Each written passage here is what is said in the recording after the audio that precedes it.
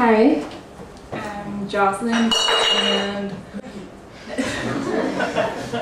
who wrote that?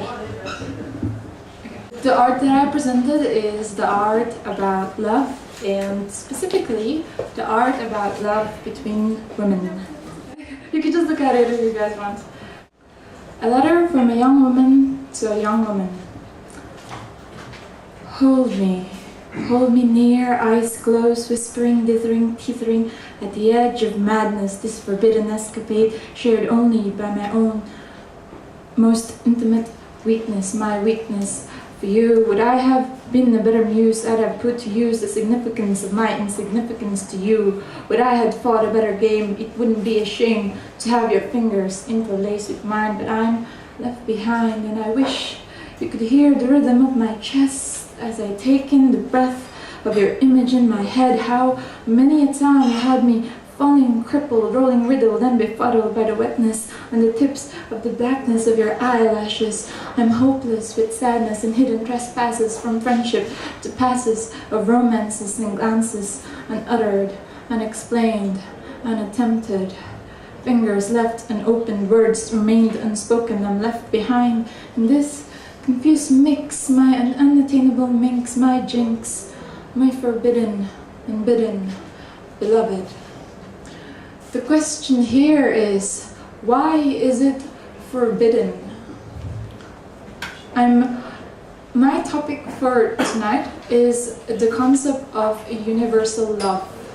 Imagine a world where the differences between people is not so that we can discriminate them, but so that we can tolerate them, so that we can embrace these differences to create a society that is a society of love, of sharing, of creative ideas from all these different people. This is what I want to talk about. The idea of universal love, where you see people not because they are men, they are women, they are Asians, they are Caucasian, they are this and that. They are not. They are humans. And I believe that even though we human beings are not innately capable of unconditional love, we are capable of love that would reach other people, that that's not just within our circle. We're not just artists and engineers and teachers. We are, human beings with flesh and bones and souls. I'm here to explain that we are capable of loving people who are beyond what we think we can love. From birth most girls would have this idea of a household, husband who would kiss you goodbye every day, go to work, you would make him breakfast, you'd make him dinner when he comes home, and you'd have kids, and you'd grow old, and you'd have this house and pension and everything. But that's not just the life that we can have. We can love other women, men can love other men, and we can, have this, not really an orgy, but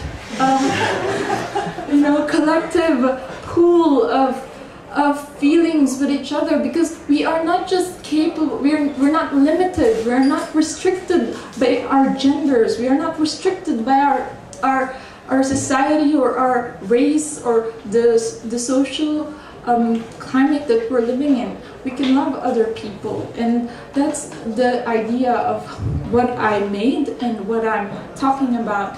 Because the story behind the art piece that I did, it's entitled Francine and Kchu, is the story between two women who are both shackled by each other's societal climate, their societal upbringing.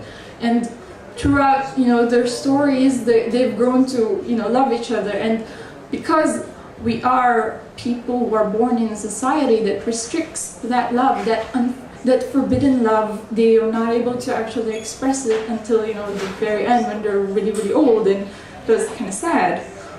But I'm telling you right now, most of you guys are young. You should try and go out and try to love other people, not just not just girls, not just guys, and please don't restrict yourself into thinking that girls are there to cook food and wear clothes. Guys are there to lift heavy things. Gays are kind of weird and flamboyant, and lesbians are hot. They are, but you know, they're not just there for being hot.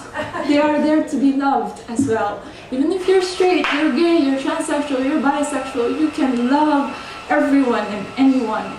So that's generally the whole idea of this, and I would like to close with a last poem.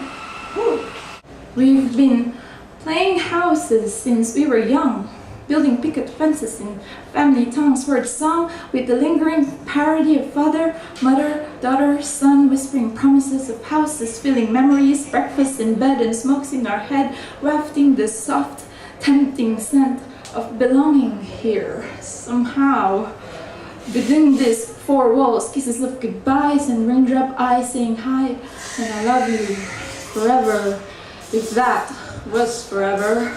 We've been playing houses since we were young, husbands and wives and children in tow. We were made to stow away the glow of indecisiveness. We were made to have this hardness, husband, wife, husband, man, woman, man, the wonderfully cliche romance of boy meets girl and loving cross genders. We've been playing houses since we were young, and our voices sang soprano and basso like rhythm of tomorrow's dream. But I was dreaming of you while we made houses, the gleam in your hair and the crumple of your blouses as I wrap my ponytails into buns and let the skinny legs run because you said you like your men buff. I can't do it rough, and though I can't pretend to be any one of them, I don't have testicles.